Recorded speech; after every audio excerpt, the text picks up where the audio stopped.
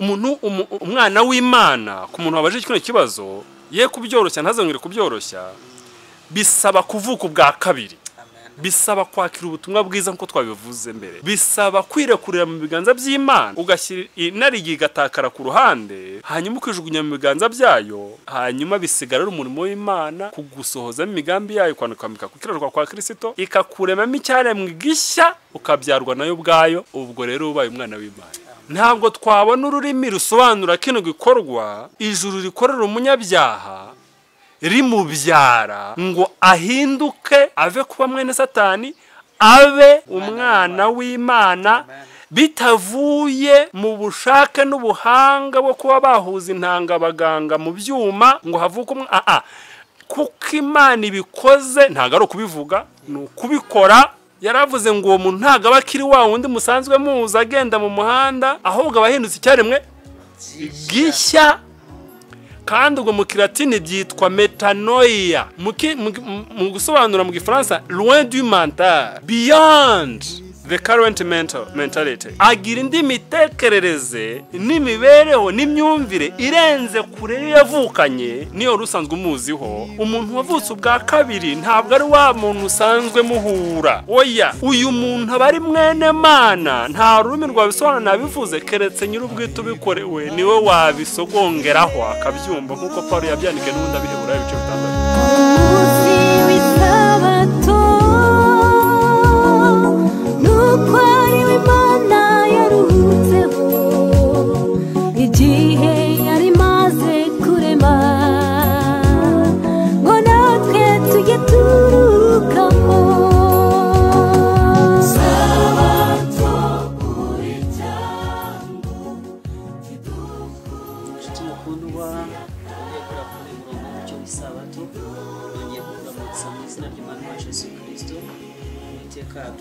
twongeye kugira amahirwe akomeye yo kongera kwibona tukiriho kandi twatugize amahirwe yo kurambura nanone ibyanditswe byera kugira ngo dusobanukirwe n'ubushake bw'Imana ku bugingo bwacu n'amasezerano idufitiye ubugingo buzaza izina ryayo ntabwo icyubahiro amen nkuko bisanzwe ngize umugisha nawe kongera guhura n'umuvandimwe tumaranye iminsi umaze iminsi yatuganiriza ku itegeko rya karindwi umaze kumumenyera niba musanzwe mukurikirana umucyo w'isabato ariko kandi birashoboka yuko wowe waba uri mushyashya cyangwa se n'abasanzwe bakaba batibuka izina rye reka ngusabe usuhuza abantu b'Imana wongere kubwira mu magambo make mbere yuko dukomeza ikiganiro.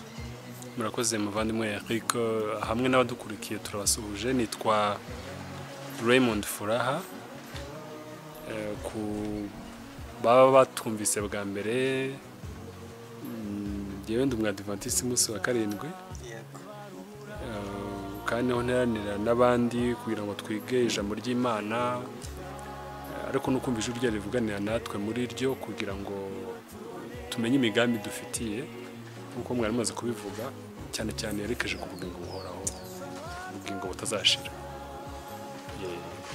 Furaha urakoze abantu benshi bakomeje gukurikira ibiganiro bagiye uduha ku itegeko rya karindwi kandi habonetsemo kunyurwa ndetse hari umubyeyi watwandikiye ubutumwa bw'umwihariko buce mu gikari adusaba ko hari bimwe na bimwe byazasobanuka kuri byo narabikubwiye rero kandi wanyemereye ko twasubiza ibibazo bigera kuri 3 iki kiganiro kigiye gusubiza ibyo bibazo by'umukunzi wacu umubyeyi watwandikiye yifuza kurushaho gusobanukirwa n'ubushake bw'Imana.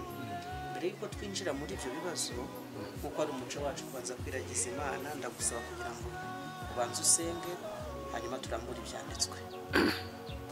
Twambaza Imana. Umuremyi wacu uhabwa icyubahiro. Tugushimiye ko hamwe n'urukundo rwawe ariko n'imigambi yawe wifuza yuko tugusobanukirwa no kumenya imigambi iheranije udufitiye kugira ngo umushinga wawe kurema umuntu we wuzuye umwishyira adafite ikizinga no mu nkanyari n'inengeri yose uhabwa icyubahiro. Tugushimiye so waduhaye kugira ngo binyuze muri we n'igitambo cye tubashe kugera kuri ibyo ruhimbazwe. Ubu iyi niyo nkuru tuvuga kugira ngo abo dusangiye umurage wo kubaho no gucumura ndetse no gupfa kandi twifuza kuzaragwa ubugingo buhora twese twunganirane kugira ngo duhitemo umugabane uzaramba. Nuko rero udufashe kandi umwuka wera ukomeze kutuyobora n'abagiye kudukurikira, uduhana umugisha, udusobanurire ibirutaho ibyo twasoma n'ibyo twabwira abantu. Umwuka wera akomeze agendagende mu ntekerezo zabo, atwigishe imigambi yawe n'inshingano yacu, tubisabye data mu izina rya Yesu, amina. Nari maze kubibwira abakunzi bacu ko muri aka kanya tugiye gusubiza ibibazo by'uwatwandikiye.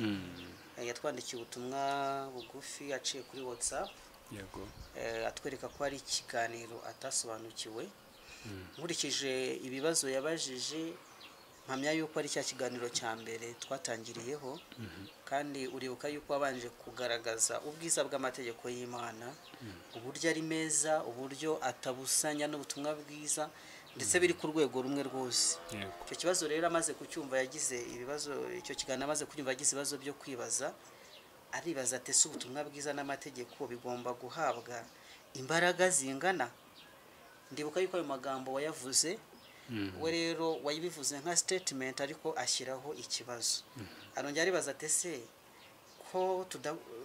ese kudakora ibibi nibyo bituma Imana itwita abana bayo? Kuko turi kubwira abantu kumvira amategeko y'Imana, turi kubashishikariza gukora icyiza. Ese duhinduka abana b'Imana kubera yuko tudakora ibibi? Ikibazo kindi arabaza ati ese umuntu w'Imana ashobora kugwa mu cyaha? Uw'Imana ashobora kugwa mu cyaha? Yashyizeho akandi kantu aravuga ngo kuko uwo muntu yagereranijwe n'isega iryana.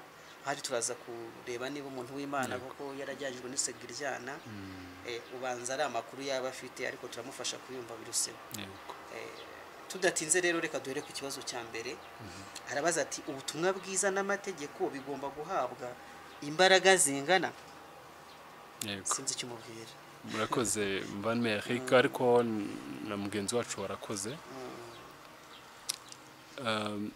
Ni byiza ko iyo umuntu yumvise agira kwibaza, hakagira hageze ubwenge bwe asobanukirwa n'ibyavuzwe, hanyuma rero ibyo atabashije gushyikira akabaza.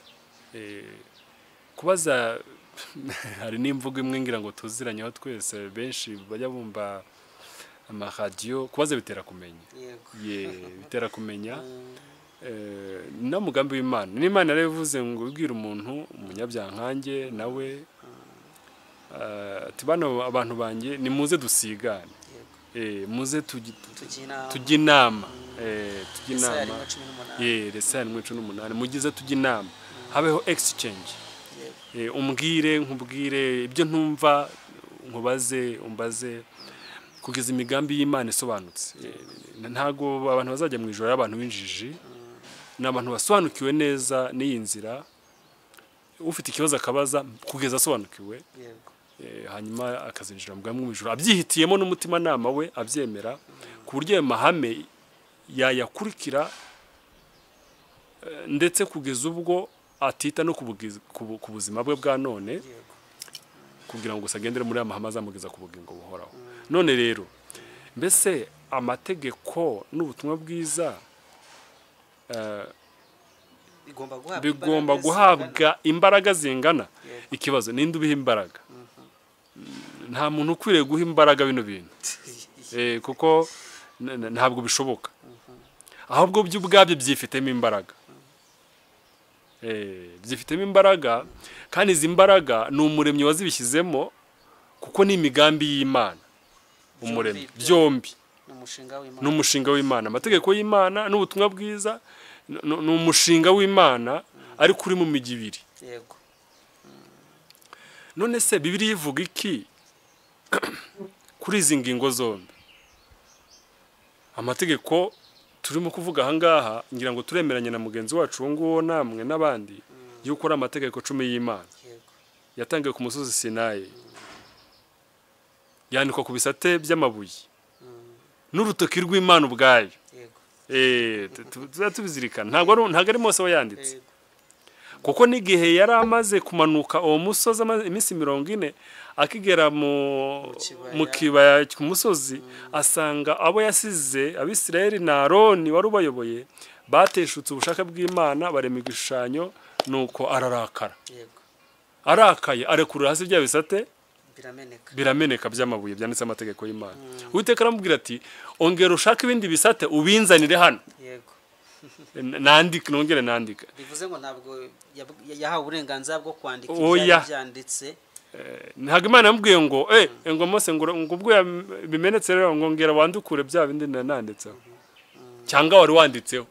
Bivuze ko Imana ari ubwayo yabyiyandikiye kandi ko biri bivuga. Icyo ni kimwe. Icya kabiri ni ingingo y'ubutumwa bwiza. Si ubutumwa bwiza ni iki? Twabivuzeho gatoya, ni inkuru nziza. yego Inkuru ni amakuru meza. Good news. Ni amakuru meza. Aba meza kubera ko habanje amabi. Abantu bahungabanye bakutse imitima, habonetse amagorwa n'amajune, abantu babuze bacana bamira umugani w'abaturanyi, ntacyo gukora. Muri ubwo bwihebe rero habonetse igisubizo batari biteze, maze bagahanahana amakuru bati mba cya kibazo cyabonye igisubizo. Ni inkuru nziza.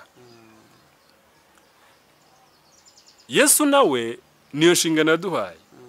Mugende mubwire abantu inkuru nziza. yego Inkuru nziza se iyi. Inkuru nziza iyi. Yuko umunyabyaha wisha amategeko y'Imana, burya nta kindi kiba kimukwiriye abayihamagarira urupfu. iyo ni inkuru mbi. Ni inkuru mbi. Ibihembo by'ibyaha ni urupfu. Abaroma 6:23. Abaroma 6:23. Wisha amategeko ni uwo gupfa. Ni uwo gupfa. Nza nkunda kubibutera abantu mu rwenya turimo kujya impaka mu mategeko asanzwe. Ntabwo rimwe mujya mwinubira ngo ibihano ngo bikomeye leta zitanga, ngo gufungwa burundu, ngo 25. Mwabwira mwebwe nuko mutazi igihano gikomeye cyane cyo amategeko y'Imana. Ntabwo habaho gufunga iminsi 8, ntabwo ari amezi 6, ntabwo ari hazabu, ntabwo ugabanyirizwa, nta ngwate utanga, si imyaka 10, si 20, si gufungwa burundu, si imyaka 175 cyangwa 270 bagucira muri Amerika cyane cyane ngo nuko wakoze ibyaha byinshi, bakaguha n'igihano cy'imyaka utazabukiriho. Umuntu wese wishe itegeko ry'Imana ngo akaba gato cyakindi twise precept mu Kingereza, akarongo gato, igihano ni kimwe gusa, ni urupfu. Ni inkuru mbi rero ku munyabyaha wishe amategeko y'Imana. Noneho rero wa muntu wari ukuriye gupfa, Yesu yaraje aravuga ati umuntu niremeye, ngiye kumanuka mbana nawe, nkora iby'amategeko yandi yisha asaba byose, nzakurura gukiranuka kwe, mbisoreshe kumupfira gupfa mu kimbo cye, nzapfa urupfu rwa kabiri mu mwanya we, kuko ngiye mbasha kwisubiza ubugingo. Yohana 10:10. Ntanga ubugingo bwanjye kuko mbasha kubwisubiza. Hanyuma uyu muntu niyemera icyo gitambo namutambiye, noneho akemera ibyaha byo kuyacumuye ya mategeko, cyambere nzamubabarira ibyaha bye. Aricyo Bibiliya yita gutsindishirizwa n'umuntu kubo kwizera. Icya kabiri nzamwambika gukiranuka kwanjye nk'ikanzu yera de, maze amategeko namushaka ngo amuhane amubure, nuko wa muntu abe aratsindishirijwe, abaye umukiranutsi imbere y'Imana. Iyo ni inkuru nziza yo gukira urupfu, kuko Kristo yarupfuye mu mwanya wacu, ngo ahubwo nitwemera icyo gitambo, twemere ibyaha byacu, hanyuma tubabererwe nawe tube turacungurwa. Iyo ni inkuru nziza. Ariko ikibazo ni iki? Mbese inkuru nziza cyangwa ubutumwa bwiza? n'amategeko twabiha imbaraga zingana. Icyambere twabonye yuko atari twe tuziha imbaraga, ahubwo by'ubwabyo byifitemo imbaraga, kuko ari umushinga wa Data wa twese, umuremyi wacu. None se tubaza abadukurikiye, ariko natwe twibaza, Eric nawe dufashe n'abandi badufasha, ari amategeko ari n'ubutumwa bwiza, niki cyabanje kindi kubaho? Ubutumwa bwiza si Yesu Kristo se buri? Yego. Ubwo Yesu Kristo niwe wabanje kubaho.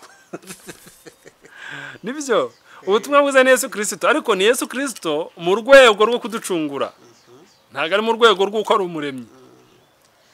Dukurikije ya nyito umaze kutwereka ko inkuru nziza ubutumwa bwiza, kubera yuko hariho inkuru mbi, ubwo ubutumwa bwiza yumvise n'abandi buza bukurikiye inkuru mbi. Ndibwira ko n'abandi barimo kubyumva. Kandi inkuru mbi umaze gusobanura yuko ari uko abantu bishe amategeko y'Imana bibahamagarira urupfu, bikabahamagarira urupfu.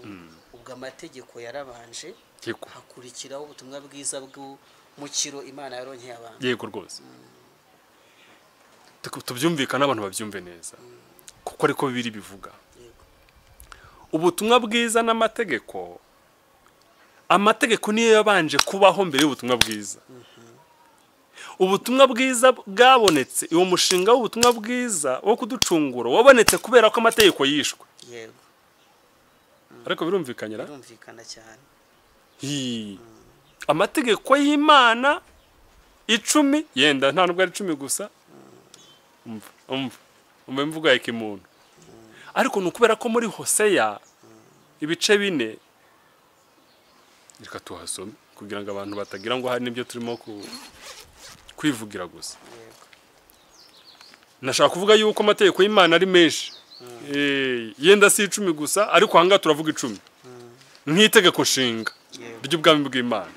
Itegeko nshinga rero burya munsi yaho hari Imana. Andi mategeko nshinga, amateka, cyangwa bisobanuye muri icyo kiganiro. Ndumva nabisobanuyeho, kandi na Hoseya nkuko twatubisezerana abantu, reka tubasomere. Yagaragaje neza yuko burya bishoboka rwose ko hari andi mategeko menshi asobanura yayandi mu itegeko nshinga 10 y'Imana. Ni Hoseya 8, umurongo wa 11. Reka tuhasome twihuta. Kuko Efurayimu yagwijije ibicumuro byo gukora ibyaha, ibicaniro, kuko Efurayimu yagwije ibicaniro byo gukora ibyaha, ibyo bicaniro nibyo byamubereye icyaha. Naho namwandikira iby'amategeko yanjye nkageza ku bihumbi 10, yayareba nk'ikintu cy'inzaduka. Bivuze ngo Imana ijya muri detaye. Ijya muri detaye, kandi kugira ngo umunyabyaha adakomeza kwiyobagiza, ishobora kudetailinga, mu Kinyarwanda tubita intricacy, gutanga details of the procedure. Akantu ku kandi ukuntu ibintu bigenda. Intricacy, something intricate, ni ikintu gisesenguye. Ngira ngo twitegeko rya 7 uri kutubwiraho, uri kutuganirizaho, barabibonye uburyo Imana yagiye muri zo detaye. Kerekana abagomba kuryamana bari bo, abo mutagomba kuryamana, aho mutagomba kwicarana, ngira ngo ni icyo, aho mutagomba kuganira ko mwiboneye. Yego da, izo ni amategeko ibihumbi 10 Imana ishaka kwandikira abantu ngo ahari batiyobagiza, badakomeza kwiyobagiza. Ariko umunyabyaha yakomeje kwinangira umutima, ngo nubwo amwandikira 10,000 yayera nk'ikintu cy'inzaduka, kubera ko gusa umutima we winangiye. Rero aya mategeko y'Imana 10 nk'itegeko nshinga yahozeho, ndetse ku bantu tutarabyigana yenda bwo tuzagira umwanya wabyo nuko tutabyitaho cyane. Ndavuga ko ntago twatanga byose, ntago byapfa koroha mu gihe gato. Ariko mu gitabo cy'intambara ikomeye twisoma kuri page ya 333 avuga iby'amategeko y'Imana n'agaciro kayo. Ubanza ni naho wabajije yarashingiye ko twarayasomye, yuko amategeko n'ubutumwa bwiza byombi birangana, ndetse byose bihishura imico y'Imana. bivuze ngo nta na kimwe cyo kwirinda, nta kimwe cyo guta, nta nubwo byakunda, kubera ko kimwe cyabaye kubera impamvu y'ikindi. Ubutumwa bwiza bwabayeho nk'ingaruka yo kwica amategeko y'Imana kwa muntu Imana yari imaze kurema. Byumvikanyira. None tutarajya ku kindi kibazo, ubwo uyu muntu yahuza gute amategeko y'Imana n'ubutumwa bwiza? Ni gute akwiye gusobanukirwa ko kimwe kidahari ikindi kidashoboka? Reka iki kibazo cyawe gishyurire kuri iki babajije, ahubwo tugihuze n'ikibazo numvise cya gatatu yagerageje kubaza yabajije, kivuga ngo mbese ngo umuntu w'Imana ashobora kugwa mu cyaha. Reka tugende mu rwandiko rwa mbere rwa Yohana yandikiye abantu b'Imana ku isi yose. Rwa mbere rwa Yohana, urwandiko rwa mbere rwa Yohana, ni ibice 2 murongo wa mbere, igice cya 2 umurongo wa mbere w'urwandiko rwa mbere rwa Yohana, kugira ngo rwose tubihuze dukubite tubangura. Aho reka masome: bana banjye bato, mbandikiye ibyo kugira ngo mudakora icyaha. Icyaha ni iki mbere? Kwica amategeko. No kwica amategeko y'Imana. Icyaha burya ni ukwica amategeko y'Imana, cyane cyane y'itegeko nshinga amategeko 10. Ubwo ababishaka nabo ntibabura kubibona mu gice cya 3 cy'uru rwandiko, n'umurongo wa 3 n'uwa 4. Wahasomye se? Reka mpasome nawe. Kandi ufite ibyo byiringiro muri we yiboneze nk'uko aboneye. Umuntu wese ukora icyaha abagomye, kandi icyaha nibwo bugome. Mu busobanuro batanze ahanga basobanuye ubugome, mu Kingereza tubyita transgression of the law, ariko mu Kingereza kindi kiza baravuze ngo ni lawlessness. Ni guhitamo kubaho imibereho idakozwe amategeko. Jewe ntimugire icyo mumbwira ku mategeko. Ubwo nibwo bugome. Nibwo bugome, nicyo cyaha. Cyaha no bugome. Ni uguhitamo kubaho imibereho itakozwa amategeko. Ni nayo ngari niri mu kibazo cya mbere ngo ngo amategeko ngo n'ubutumwa bwiza ngo twabiha imbaraga zingana. Satani ni umugome yatumye abantu, iyo havuzwe ngo amategeko y'Imana, abantu sintekeza ko muvandimwe ubaje kino kibazo ari muri umugabane. Ariko birababaje, hari abantu bahita barakara bakagira umujinya uruta umurandura nzuzi havuzwe amategeko, ariko havugwa amategeko y'Imana ugasanga umuntu imiti irareze, ku buryo abishoboye yacecekesha agafunga umunwa w'urimo kubivuga. Aba bantu bameze batya Bibiliya bita abagome. Ni abanyacyaha kuko ntago bashaka kuba imibereho ifite ihure n'itegeko. Lawlessness, guhitamo kuba imibereho idakozwe amategeko.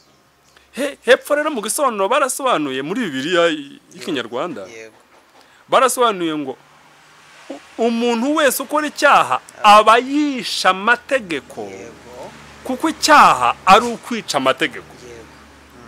Ubwo turagira ngo abantu tuzagira ngo tuvuga amagambo yacu biri hasi muri Bibiliya yera verso 1993. Jewe rero ubwo iyi ni 1957 nabyo birimo pe. Byiza cyane. Ni byiza rwose. Ubwo ni igice cya 3 cy'u rwandiko rwa mbere rwa Yohana, hepfo ku busobanuro birahari, kugira ngo abantu bumve neza ko icyaha ni ukwica amategeko. Ariko unkundire nsome umurongo wa mbere w'iki gice cy'u mbere rwa Yohana. Yego. Nkomeze umbabarengeze ku murongo wa 8, nubwo ari harehare ariko nicyo cyatuzinduye. Ariko uribuka yuko twari turimo kwibaza ngo mbengo amategeko n'ubutumwa bwiza twabiha imbaraga zingana. Twatwongeye kuvuga ngo ese umuntu w'Imana abasha gukora umuntu w'Imana abasha gukora icyaha. Aha. Iki gitabo rero utujyanyemo kino gice cya gatatu, umuntu w'Imana Yohana yandikira abantu bazabaho n'abariho mu gihe cyati, yego, nimurebe urukundo ruhebuje data wa twese yadukunze, yego, rwatumye twitwa abana b'Imana kandi niko turi. Nicyo gituma ab'isi batatumenya kuko batayimenye. Yego. Icyaduhinduye se abana b'Imana ni iki? Ni Kristo Yesu. Sibyo? Oya, subiramo amajambo. Nimurebe urukundo ruhebuje data wa twese yadukunze. Urwo rukundo n'ubundi Yohana yarwanditse mu butumwa bwiza. Yego. Yohana igice cya gatatu n'ubundi umurongo wa muri bwa ubutumwa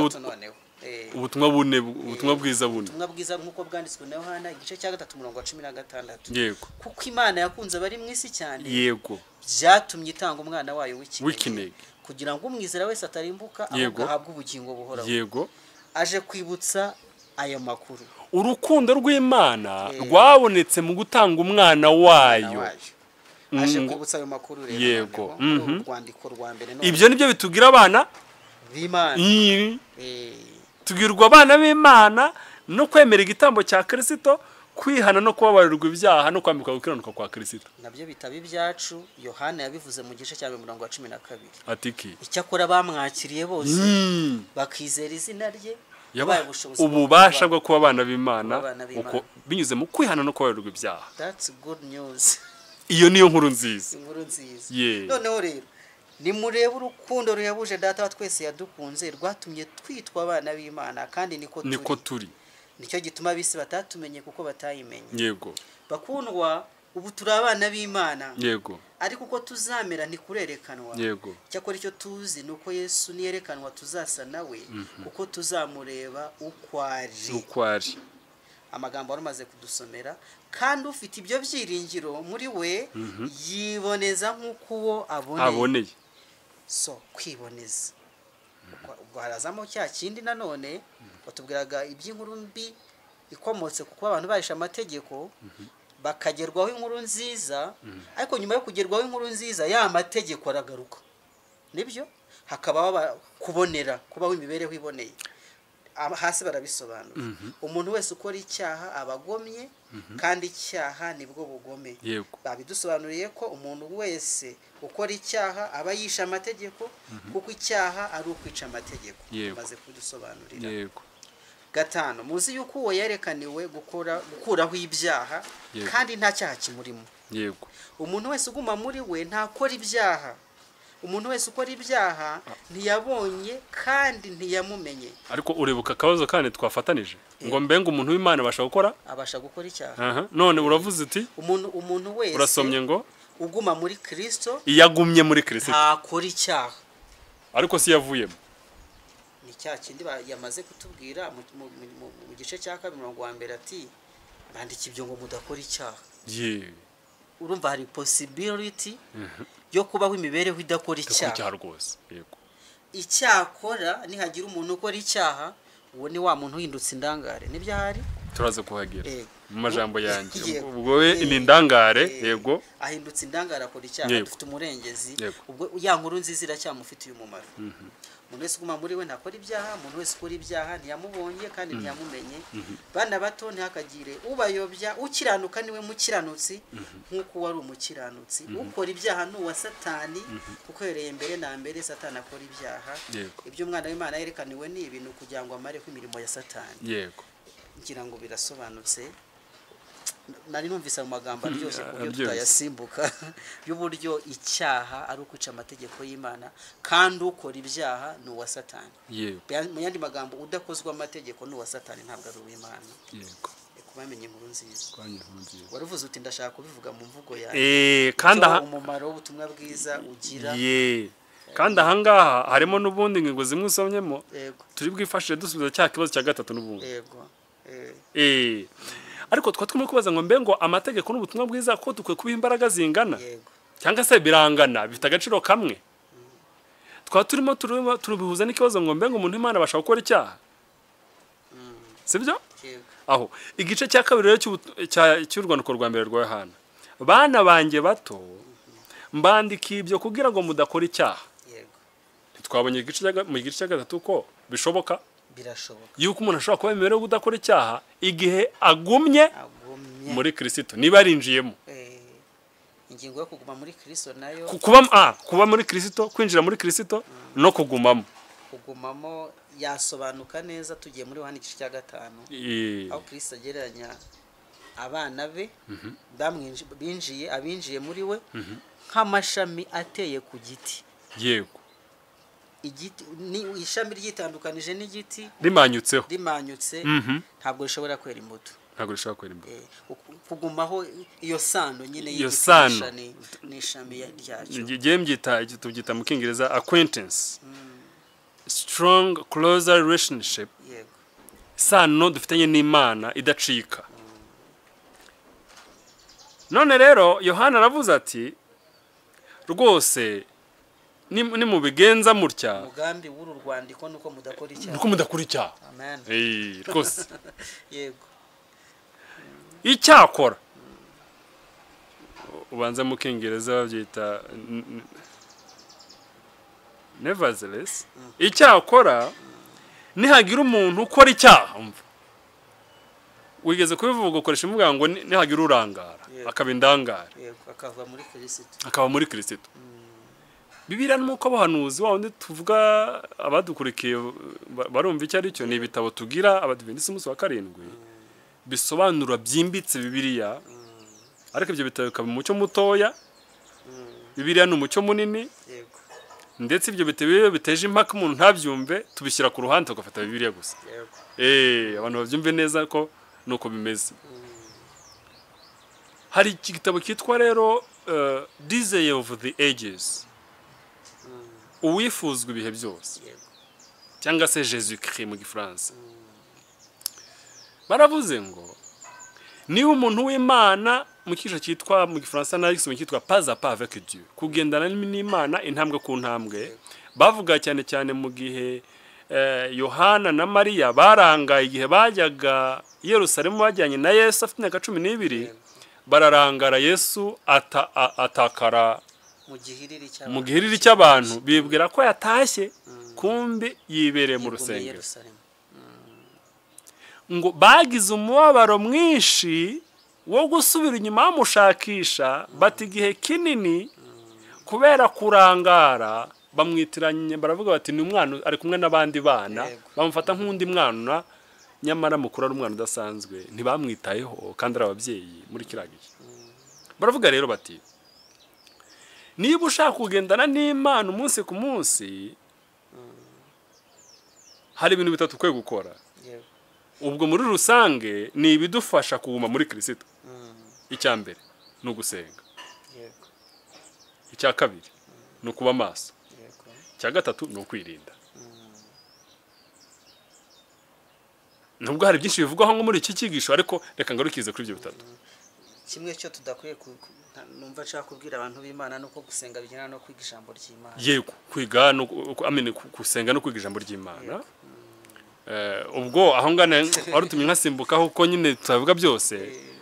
Baravuze ngo kugira ngo habe muri Kristo ugomba gufata nibura isaha imwe buri munsi.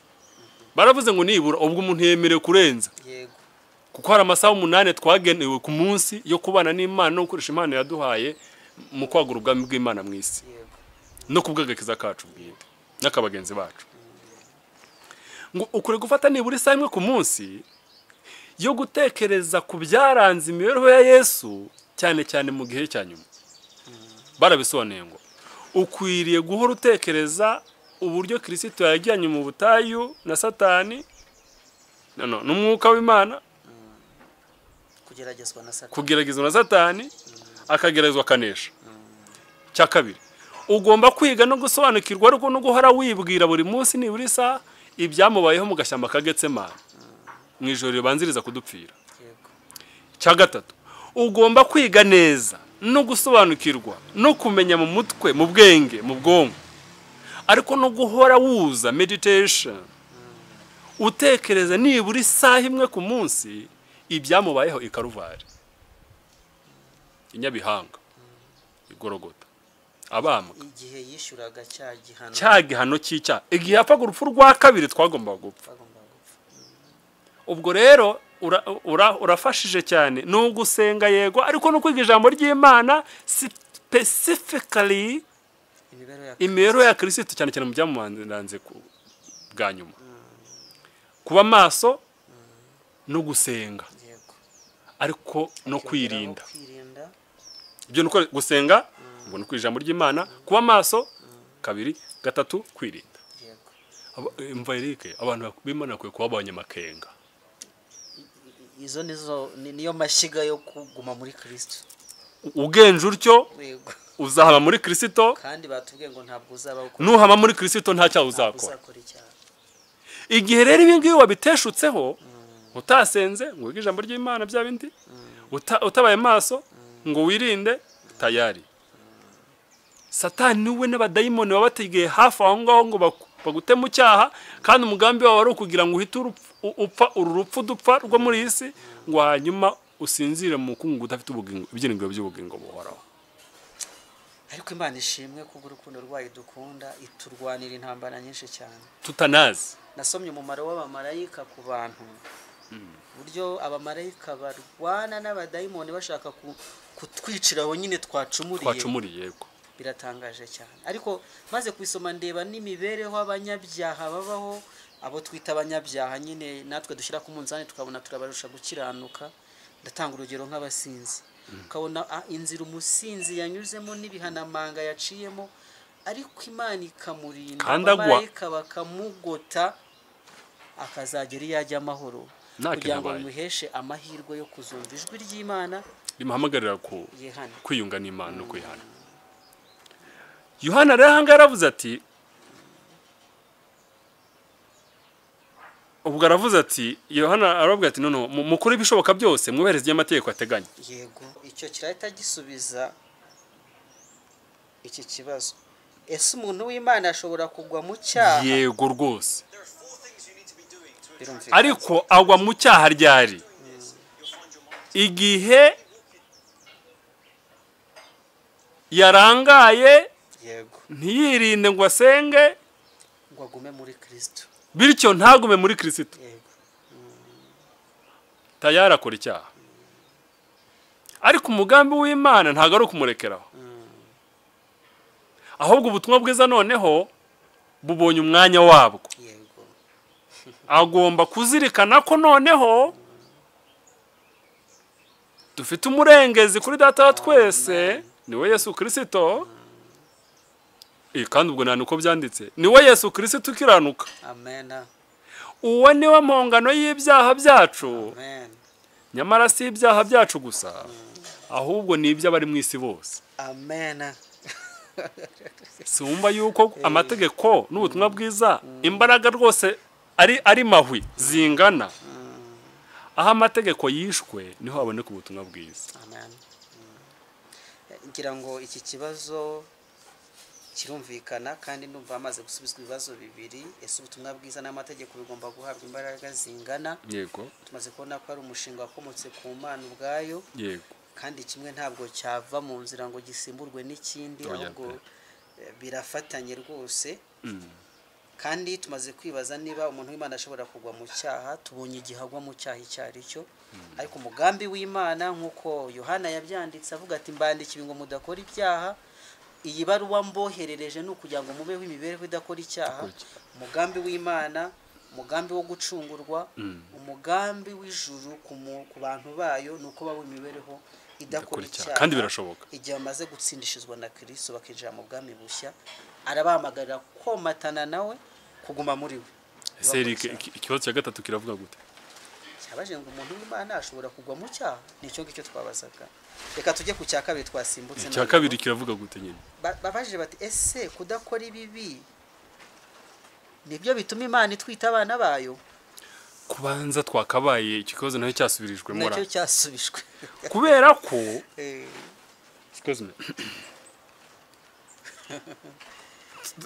twabisonye mu gice cya gatatu cy'urwandiko rwa mbere rwa Yohana. Ariko hari uburyo ndi kubyumvamo. Yego. Kudakora ibibi nibyo bituma twitwa abana b'Imana.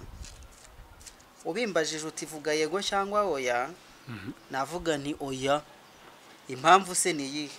Rya somo twahereyeho mu Baroma 3:23 yego ribanzirizwa n'ibindi ngo 3:20 twanahareba ariko Yego. ntacyo bitwaye. havuga ngo kuko ibihembo by'ibyaha, kuko bose bakoze ibyaha ntibashyikira ubwiza bw'Imana. Iryo twasomye ndumva ryavuga ngo ibihembo by'ibyaha ni urupfu. Yego. Ariko irindi yatubwira ngo bose bakoze ibyaha ntibashyikira ubwiza bw'Imana. Ubwo rero mbajije ngo ese umuntu agirwa uw'Imana kubera ko adakora icyaha? Oya, twese twakoze ibyaha. Ubwo nta muntu Imana yabifite. Ariko kandi kubwo kwizera yuko hari ubutumwa bwiza bwabonetse ku bakoze icyaha, bituma bimvana muri kategori y'abaciriweho iteka bikampindura umwana w'Imana, ngo twabonye muri Yohana igice cya 12. Umuntu maze guhinduka umwana w'Imana se agira indi mibereho agenderamo yayindi tumaze gusoma mu rwambere rwa Yohana yo kudakora icyaha, noneho yo kumvira amategeko y'Imana bidakomotse muri we, ahubwo bikomotse mu kuguma muri Kristo. Ikibazo kirabaza ngo ute? Cyabajije ngo ese kudakora ibibi nibyo bituma Imana itwita abana bayo? Imana atatwe umuremyi wacu atwita abana be ryari? Ubundi atwita ahubwo tuba abana be ryari? Ese ubundi mbere yuko tuba abana be twari abandi? Ubutumwa bwiza bwa Yesu nk'uko bwanditswe na Yohana 8:44. Harambura tuhasoma. Yohana igice cya 8 murongo wa 44 haravuga hati mukomoka kuri so Satani. Ngo ngwiki Amini Eric. Mukomoka kuri so Satani. Komeza. Kandi ibyo so ararikirana ibyo namwe mushaka gukora. Uwo yahereye kera kose ari umwicanyi kandi ntihagaze mu by'ukuri kuko ukuri kutari muri we. Navuga ibinyoma aravuga iby'ubwe kuko ari umunyabinyoma kandi ni se w'ibinyoma. Uwo ninde wavuze amajambo? Yesu Kristo. Yabwiraga abandi? Yabwiraga abayuda bari bamuteze amatwi kandi bamugeshaga impaka yuko ari abana ba Aburahamu. Hari abana ba Aburahamu. Twavuga ngo abana ba Aburahamu nyakuri. Yesu areba ishyanga ry'Abisirayeli, abanyedini baraho bakora imihango batamba ibitambo, arangije aravuga ati no murabeshya. Nimusoma haruguru avuga ngo haraho yavuze ati no Aburahamu mwimubeshyera kuko Aburahamu na mbere yuko abaho ndiho. Yego. Aburahamu yaranyumviraga. Yego. None mwe ntimunyumvira ahubwo murashaka kunyica. Kubw'iyo mpamvu rero nta numuhuriye na Aburahamu kandi bati yabonye umunsi wanje aranawunezererwa. Yego. Kubw'iyo mpamvu nta numuhuriye na Aburahamu, mwebwe ahubwo murabazo Satani. Ariko hari impamvu bagize abasatani. Ni ukubera iki? Nuko ibyo Satani ararikira ari byo nabyo bararikiraga. Nuko ari umwicanyi nabo barashaka kumwica. Yego. Nuko kuri kutaba muri we nabo nta kuri bafite. Ibyo nibyo bituma bahinduka abana ba Satani. Kuvuga ngo bica amategeko y'Imana. Yego. Umuntu wica amategeko y'Imana nta nahure na data wa twese, ahubwo bari mwene Satani. None se ni ryari umuntu yandukuza muri iryo rangamimerere ryo kwa Satani akandikwa mu irangamimerere ryo kwa Mana akitwa umwana w'Imana? Icyo kintu nicyo Nikodemo yabwiwe igihe yasangaga Yesu. Baramubwira tukwiye kuvuka bwa kabiri. Icyo ni igisubizo. Ndakumva Nikodemo ndakubwiza ukuri. Yego. Ni ukuri. Nutabyarwa ubwa kabiri wa Satani ntabwo bw'Imana ufite. Uyu muntu rero dukuri wabaje kino kibazo abanza asobanukirwe mbere yuko tubana b'Imana ubundi tuba turi bene nde. Icyo turakibonye. Nese tuba abana b'Imana gute ryari? Hari amajambo wasonye mu rwandiko rwa mbere rwa Yohana ibice 3 n'umurongo wa 2. Haravuga ati bakundwa ubu turi abana b'Imana. Amen.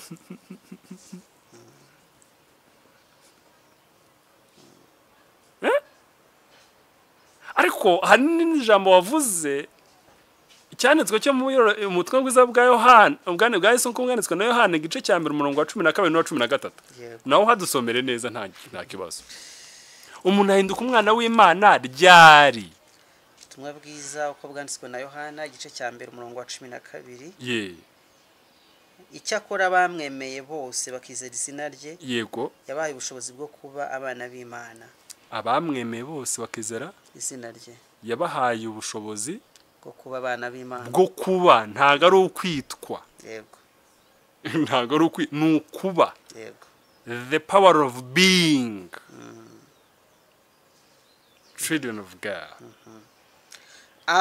Abo ngabyawe n'amaraso ntago bakiri ya maraso genetically twavanye kwa data na mama chromosomes tugira ngingo 23 n'utugira ngingo 23 uko se Eric uri murabyumva abadukurikiye barabyumva so ongera somo umurongo 13 abo ntibabyawe n'amaraso cyangwa n'ubushake bw'umubiri yego cyangwa n'ubushake bw'umugabo yego ahubwo babyawe n'Imana ubwayo. Mbega ikintu gitangaje Eric hahirwa umuntu bino bintu wabikorewe. Amen. Ntabwo twabona ururimi rusobanura kino gikorwa ijuru rikorera umunyabyaha rimubyara ngo ahinduke ave kuba mwene Satani abe umwana w'Imana bitavuye mu bushake n'ubuhanga bwo kuba bahuza intanga abaganga mu byuma ngo havuke kuko Imana ibikoze ntago ari ukubivuga ni ukubikora. Uyu munsi ndakubyaye atari ukubivuga nubwo nabyo bibamo kubikora umuntu akaba mwene Mana. Bibiliya Paulo yandikira bikora n'ibice 5 urwandiko rwa kabiri ibice 5 rwa mbere ibice 5 umurongo wa 17 yaravuze ngo uwo muntu ntago abakiri wa wundi musanzwe muza agenda mu muhanda ahubwo abahindutse icyaremwe gishya kandi ubwo mu Kilatini byitwa metanoia mu gusobanura mu Gifaransa loin du mental beyond the current mentality. Agira indi mitekerereze n'imibereho n'imyumvire irenze kure yavukanye niyo rusanzwe umuziho. Umuntu wavutse ubwa kabiri ntabwo ari wa muntu usanzwe muhura. Oya. Uyu muntu abari mwene Mana nta rurimi rwabisobanura nabivuze keretse nyir'ubwite ubikorewe niwe wabisogongeraho akabyumva nkuko Paulo yabyandike n'ubundi abihebura ibice 6. Ntaswe umuntu wasogongeye kumwuka utanga he akamenya yarangiza akabivamo. Uwo muntu nta kindi cyamurengera. Umuntu wabyawe n'Imana akivana muri iryo rangamimerere ese ubwo bagiye he no gucirwa witeka navuze ngo ni metanoia loin du mental beyond the human mentality.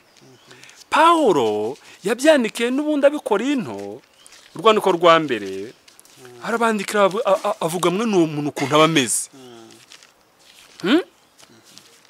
aravuga ngo ariko twebweho dufite gutekereza kwa Kristo. Amen. Mbe wabyumvise Eric? Uyu muntu wavutse ubwa kabiri Paulo yaravuze yandikira bikora urwandiko rwa mbere ni ibice 2 umurongo wa 16. Yego.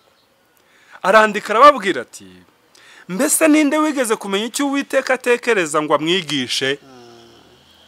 Nyamara twebwe dufite gutekereza kwa Kristo. Ntabwo ari umuntu usanzwe. Nza mbona abantu babiririmba indirimbo babitesha agaciro bivugira utujambo bashaka basobanura yuko bakijijwe rwose ko bavutse ubwa kabiri ariko batazi icyo bavuze. Imitekerereze irahinduka.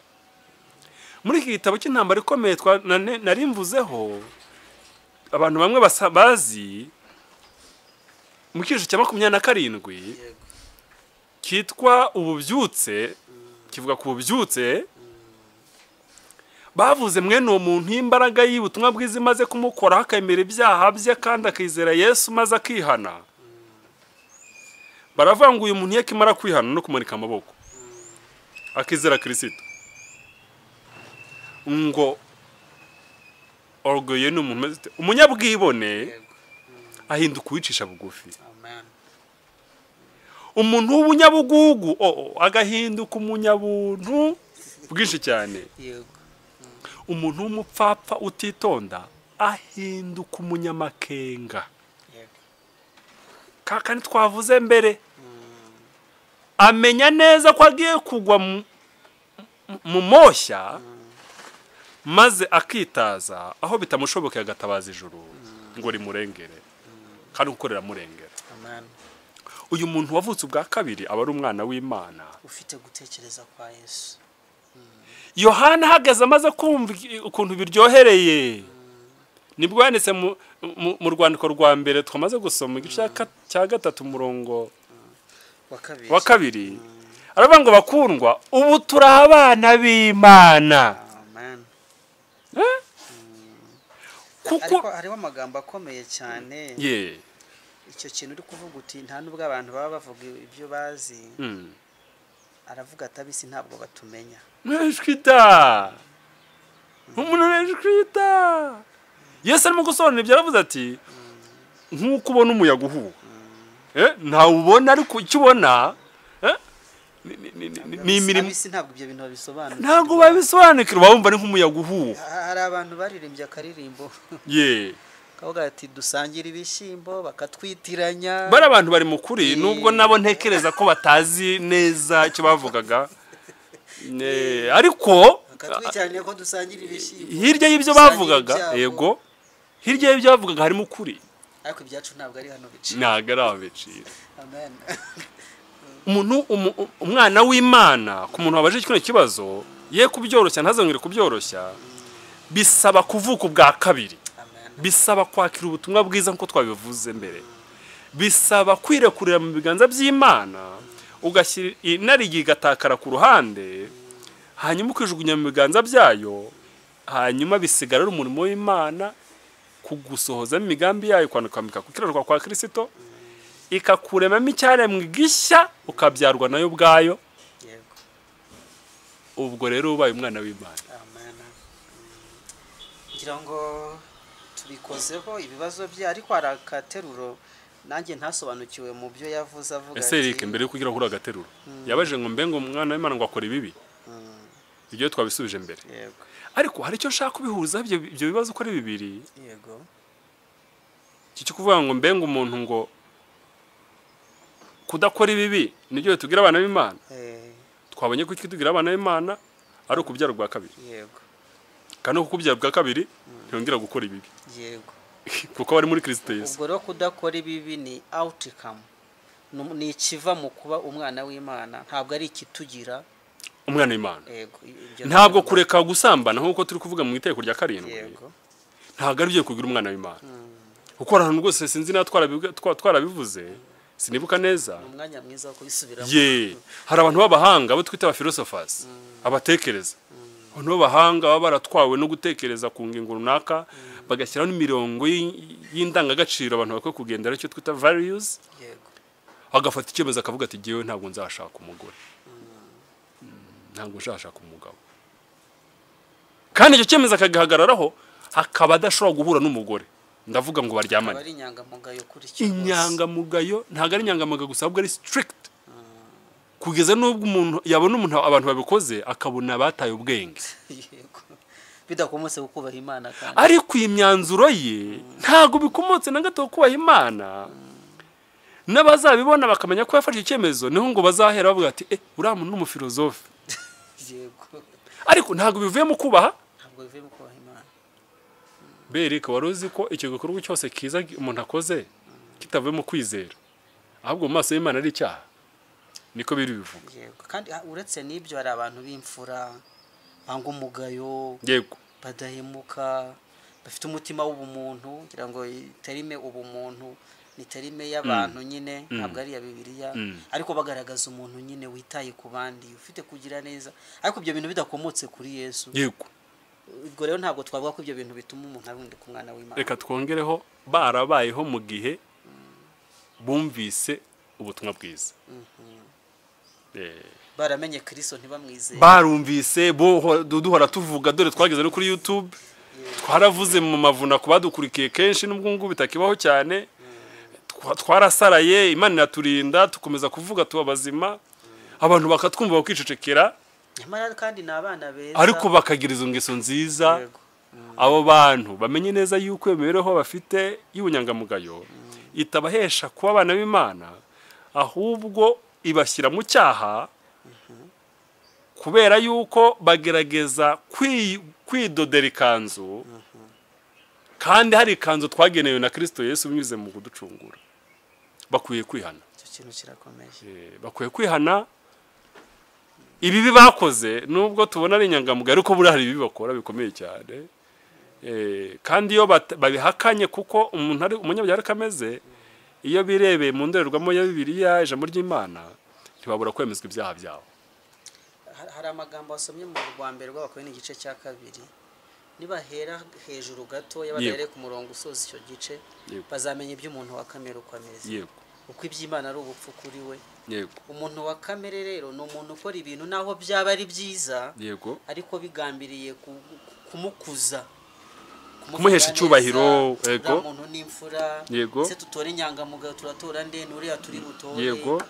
Birumvikana ntabwo societe yatora inyangamugayo cyangwa babandi ba mudugudu n'abandi bafashe wa muntu udafite imico mbonera bareba babantu bafite imico mbonera. Iyo mico mbonera rero rimwe na rimwe bigendereye izo nyungu zo gutuma wa muntu aba akuzwa muri rubanda. Ibyo ari byo byitwa kamere inarige. Umuntu wa kamere ntabwo azajya mu bwami bw'Imana, ntabwo ashobora guhinguka umwanzi w'Imana. Umutima wikanyiza mu mutima wishyira hejuru ntabwo ushobora kwinjira kuba mu bwami bw'Imana. Ariko muri rusange ni naho nshaka gusoreza twigeze kubivugaho uyu muntu umwana w'Imana ahubwo akwiriye gukomeza kuba imibereho kudakora icyaha kandi birashoboka bityo akarushaho kugirana isano n'Imana no kwishimirwa nayo. Ntago avuga ubwa kabiri gusa ngo birangiriraho ahubwo ni intangiriro y'ubuzima bushyashya muri Kristo Yesu kuko nubundi abavutse ubwa kabiri aba ari umwana muri Kristo akeneye gukura rero mu mico noneho akigishwa kandi akaba imibereho ikwiranye n'iy'abaturage bo mu ijuru kuko umugambi w'Imana nuko tutazahamino ahubwo tuzimurwa tugende tubane n'ibiremwa bitacumuye na data wa twese na Yesu Kristo na Mwuka Wera n'abamarayika nkuko tumaze kubivuga. Tugomba rero kunagurwamo inenge yose twatewe n'icyaha ngo tube dufite imyumvire n'imibereho n'imico ihuje n'ushake n'imibereho y'abaturage bo mu ijuru. Muvandimwe umugambi w'Imana nuko tutazahamino ahubwo tugomba kwimurwa tukajya kubana n'abaturage bo mu ijuru. Kubwiyo mpamvu y'umuntu w'Imana amaze kubyarwa ubwa kabiri aba ari icyaremwe gishya nibyo ariko abakira uruhinja muri Kristo no mu by'imico n'urugero rw'imico mbonera Imana imushakaho abafite gutekereza kwa Kristo ariko bari intangiriro y'urugendo. Ijuru riba rigambiriye yuko akomeza kuzamuka kugeza ubwo agira imico ijuru ryamushakiraga rikimurema akiri mu mushinga w'Imana mbere. Imana itararema Adamu. Abantu niba batari babizi umugambi Imana yari yishimiye yuko Adamu nubwo ari muremure cyane ku buryo tutakumva ariko yari yishimiye ko azakomeza gukura no mu gihagararo. Kabiri yari yishimiye ko azakomeza kugwiza imico yo gukiranuka. Gatatu yari afite umugambi yuko ubwenge bwe buzarushaho kwaguka cyane nubwo ubundi ubwenge bwa Adamu na Eva ababyeyi bacu ba mbere babashaga kuba barahanga ku isi hanyuma bagazamura ibitekerezo bakajya mu bikaro byo mu ijuru bakareba ibihakorerwa nk'uko umuntu yareba kuri écran géant nibura ubwo ndagereranyije gusa nk'uko wabona ibintu birimo kuba cyangwa uri kuri stade Amahoro ubwo ni Kigali i Rwanda ukareba gusa ibirimo kubera mu kibuga n'ibireba ari ibirori cyangwa se n'ibindi ariko uhicaye ubwo bwenge n'ubwo bushobozi bw'ubwonko Adamu na Eva bari bafite umugambi Imana nuko bwari ukomeza kurushaho kwiyongera. Rero umugambi w'Imana nuko gutekereza kwa Kristo umuntu ahabwa akimara kuvuga bwa kabiri kurushaho kwagukana ko. Kandi ubwo Eric ndagira nkubwire yuko abantu batubona igihagararo bamenye neza yuko atari ko tuzakomeza kubaho. Amen. Isura yacu izahinduka tuba abantu beza cyane mu bushake bw'Imana no mu mboni yayo. Tuzakura mu gihagararo, tuzaba abagabo banini cyane kuruta uko amaboko yacu angana uku. Tuzaba beza mu ishusho n'umugambi w'Imana yari dufitiye itarare madamu. Yego. Nicyo gituma wigeze kuhasoma n'ubundi. Yego. Rwandiko rwa mbere rwa Yohana ibice 3. Aravuga atari kuko tuzamera ntabwo turabimenye neza. Gusa tuzaba dusa neza. Amen. Rero urumva yuko Imana ikidufitiye umushinga na nyuma yo kubyaga bwa kabiri. Na nyuma yo kuba abana b'Imana ijuru rifite umushinga kugira ngo dukomeze dukure. Ya mu gihagararo ya kwisura isura irahinduka musinza gahinduka ukabona yari umusaza none wabaye umusore. Kubera ngo amazi ahagije meza akaryama agasinzira akirinda ibibazo bwenge n'ibindi. Ariko noneho nitumara no guhindurwa mu mico rero tukiraha kwisi.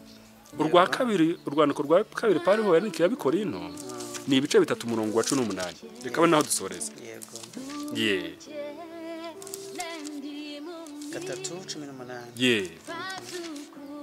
Ariko twebwe twese ubwo tureba ubwiza bw'umwami tubureba nko mu ndorerwamo mu maso hacu hadatwikiriye duhindurirwa gusa nawe ubone Kristo gute se tugahabwa ubwiza buruta ubundi kuba bwiza nk'ubwo umwami w'umwuka.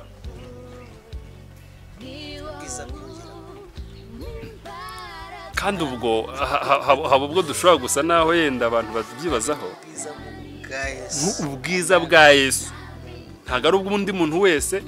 Kandi ubwo yemwe twatuvuze ko ari ryo tugiye gusoresha. Reka dusoreshe iri ngiri ryo mu Baroma ibice 8 umurongo wa 30. Kugira ngo ntatumva yuko nibaza ubwiza batagira ngo ni ibindi ni imico. Reka tuhasome. Abo yatoranyije kera yarabahamagaye kandi abo yahamagaye yarabatsindishirije bavutse bwa kabiri. N'abo yatsindishirije yabahaye ubwiza. Kandi n'ubwiza bukomeza. Noneho ubwiza bukiyongeraho ubundi. Ku bantu bize ubutumwa bwiza bazi imvugo dukoresha kenshi mu kwiga ubutumwa bwiza ni umurimo n'urugendo rwo kwezwa. Kugira ngo ishusho ya Yesu ubwayo iremerwe muri twebwe tugire ku rugero rushyitse rw'igihagararo cya Kristo. Imana duha umugisha ituhe bwa mbere twemera ibyaha byacu ko twishe amategeko yayo. Ariko nitumara kugenza dutyo tumaze gusubira mu byaranze imibereho yacu ya kera tugasanga ko twishe amategeko y'Imana tumenye neza yuko hari umurengezi wacu Yesu Kristo. Bityo nitwemera ibyaha byacu tubyihane. Kristo nawe ntazabura kutugira neza akatwambikira gukiranuka kwe. Hanyuma kuva ubwo tukabifite ibyaha bwa kabiri tugatangira imibereho mishya mu mugambi w'Imana kugira ngo turusheho kugwiza imico mbonera nk'uko Imana yabishimye. Uwiteka tubashishe byose kandi buri wese amuhaye gutera intambwe kugira ngo yunge n'Imana no kugira isano nayo idacika mu izina rya Yesu. Amen. Ya reka banze nshimire wowe kuko tubwiye amagambo meza subiza bisobye uyu mubyeyi. Nshimira n'uyu mubyeyi tubajije ibi bibazo kuko duhaye amahirwe yo guhuza ubutumwa bwiza n'amategeko kugira ngo twongere gusobanukirwa n'umwanya buri kimwe cyose gifite. Mugakiza cyane kuko Imana ishaka kubanza kuduhindura, ikaduhindurira ibitekerezo, ikatubyara ubwa kabiri, hanyuma ikabona kuduha amategeko yayo kugira ngo tuyagendereho, kandi maze kutubabarira ibyaha twakoze kera tutarayimenya, umwenda wa kera, kuko tumaze kubona ko twavukiye mu bwami bwa Satani, turi aba Satani. Imana rero ifashe buri wese wumvise iki kiganiro kugira ngo asuzume imibereho ye niba yaramaze kwiyunga n'Imana, yaravutse ubwa kabiri, kandi kuvuga ubwa kabiri nta kindi twabibonye ni ukwizera Kristo Yesu, nk'uko mu Yohana igice cya 12:12 na 13 babitubwiye. Icyo nicyo kibasha kuduhindura abana b'Imana, kikatwinjiza muri bwa bwami bushya bwumvira amategeko y'Imana. Cya kibazo se cyabaza ati se kudakora ibi nibyo bituma Imana itwita abana bayo, tubwiye ko ari oya, ahubwo kuba abana bayo nibyo bituma tudakora ibi. Imana ibishoboze buri muntu, kandi tuba abana b'Imana kubera ko twavuze ubwa kabiri, twabyawe nayo binyuze mu kwihana no kwakira igitambo cya Kristo. Baduye kwifuza ijuru kuko ibyacu ntabwo ari abizacira kuko tumaze kubibona, ntabwo tuzasazira ino, ntabwo bizarangirira. Tumaze kubona yuko Kristo ari kudutegura ubwami budasanzwe, ubwami bwiza butarimo kubabara no guhangayika. Yohana 14. Ubwami bunejeje. Nifurije buri wese uduteze amatwi kuzabubamo, kandi ndifuza kuzabanamo namwe. Yego, nanjye nuko. Amen. Nkuko twatangiye dusenga rero, reka n'ubundi dufashe dusoze n'isengesho. Umuremyi wacu ahabwe icyubahiro, tugushimiye ko byose byateguwe neza ngo uzaducyure mu bwami bwawe, kandi umushinga wawe uzaba wuzuye wo kurema umuntu wifuzaga. Uduhe kugendera mu migambi yawe, cyane cyane kwemera ibyaha byacu no kubyihana no kwakira igitambo cya Kristo no gukiranuka kwe, ngo ibindi byose uzabyikorere muri twebwe. Tubisabye Data mu izina rya Yesu. Amen.